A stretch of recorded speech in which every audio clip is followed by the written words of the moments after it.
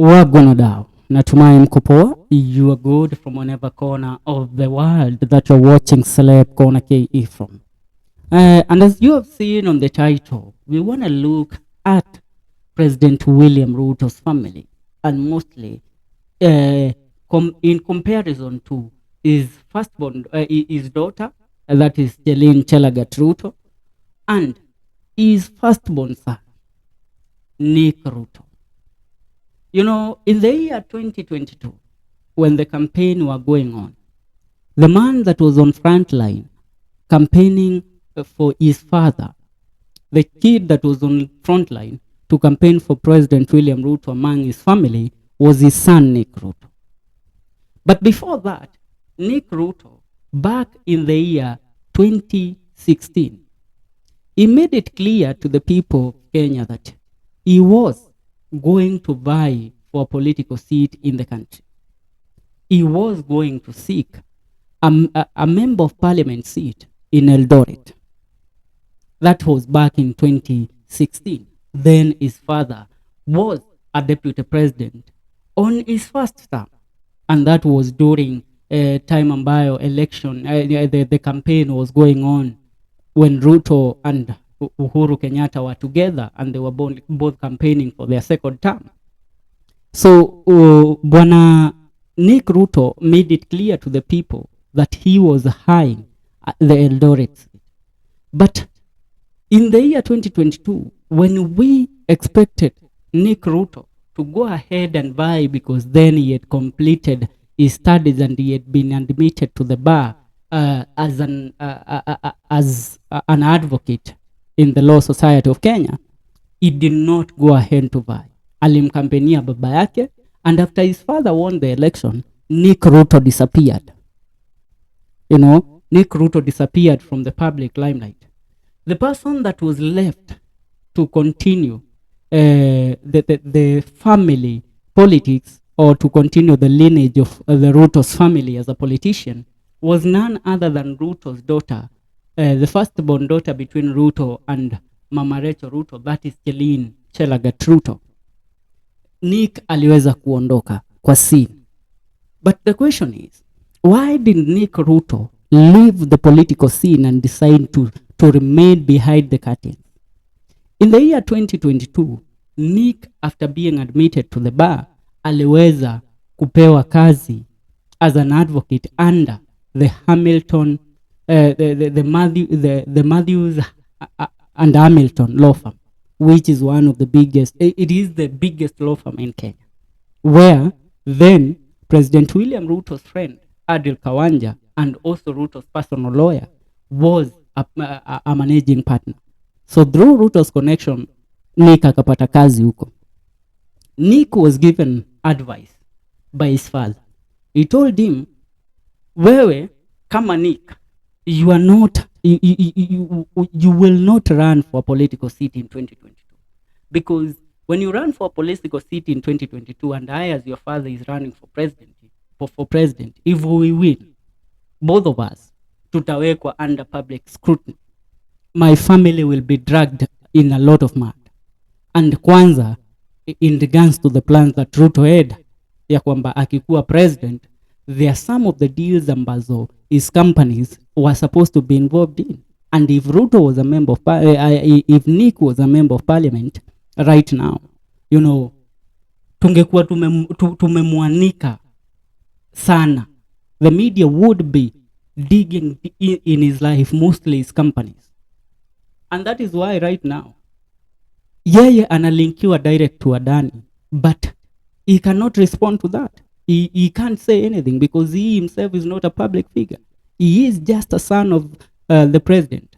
So there is nobody who can go ahead to haunt him or try to paint a picture of the son of the president ambaye he is a corrupt fella. But behind the curtains, Nick Ruto was given the mandate to run the Ruto's business empire, the family business empire. Cherlene na yeye, after the father became the president, she took the mantle. She left, hata ile kazi ambayo many people claim that Cherlene Ruto is the PR manager at Weston Hotel. Hiyo kazi Cherlene aliacha kitambo.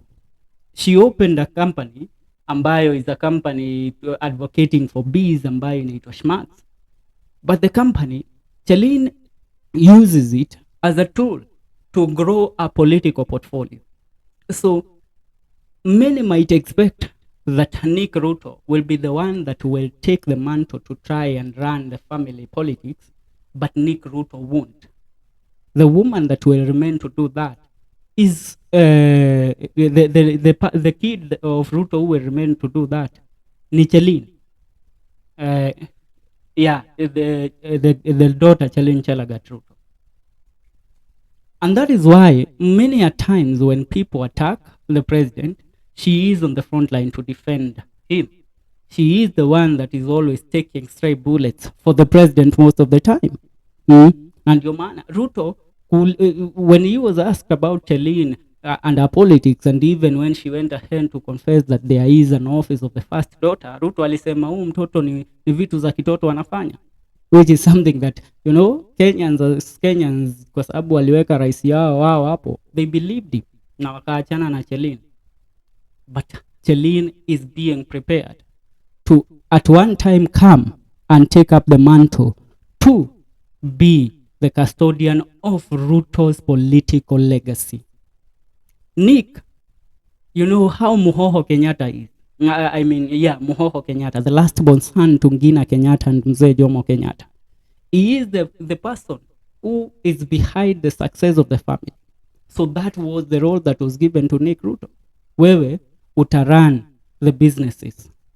You will be the person that will make us trillionaires. But ikifikia kwa mambo ya siasa right now, maybe in the near future, wakati mimi nishatoka kwa kiti, but right now you can't because you are my son. And you know Ruto then alikuwa na run on the dynasty versus hustlers narrative, you know. Yes, and that's it.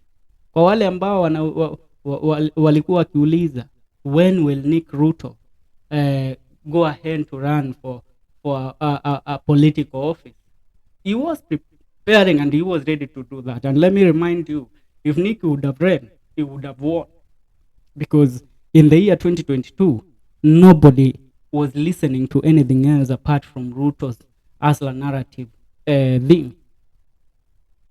Ndio mambo alivyo. Yeah, I always tell you, mimi kazi yangu ni kukupasha, the rest I leave it unto you. Wewe fanya kile ambacho utataka na information ambayo nimekupea. My work is to dig, to do due diligence, to do that investigation, then come up with the story, deliver. It's upon you to make the judgment. Me, I can't be put on the stand to be judged, because my role is delivering information. Yeah. So Nick will not be the custodian of Ruto's political policy. The person that will do that is Cherlene Ruto. Remember, Nick was the most qualified because Jamaa, he is a lawyer by profession. So he knows on how to play politics. Cherlene, on the other hand, amesomea media. Yeah, she has done mass communication, which means she does not have the knowledge to get down on the ground. But you know, Ruto after kufanya chunguza zake hapa na pale akarealize, you know what, huyu ndiye ambaye anataka kukua into the limelight most of the time, and she is the one that can take the criticism from Kenyans. So he went ahead kuachilia Cherlene afanye kazi ya mambo yake ya kitoto kama jinsi ambavyo Ruto yaita. Hapo ndio nakamilishia video yangu. Hii ni Celeb Corner KE.